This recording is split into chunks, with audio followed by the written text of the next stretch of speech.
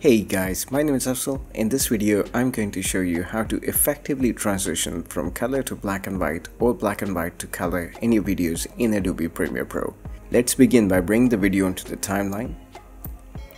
Go to the media bin, click on new item, create an adjustment layer. Drag and drop the adjustment layer on top of the video clip and adjust the length of that adjustment layer to that of the video clip. Head over to the effects, search for color balance HLS, drag and drop it onto the adjustment layer.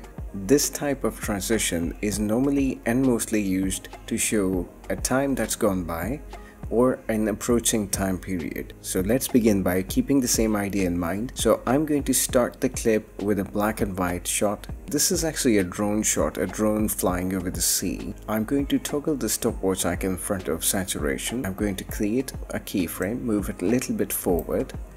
Actually, I'm going to move it to the end of the video.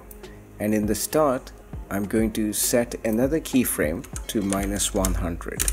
And to make the video even more smooth, I'm going to ease out the first keyframe and ease in the last keyframe to get a smoother effect. Now let's play the video and watch the effect.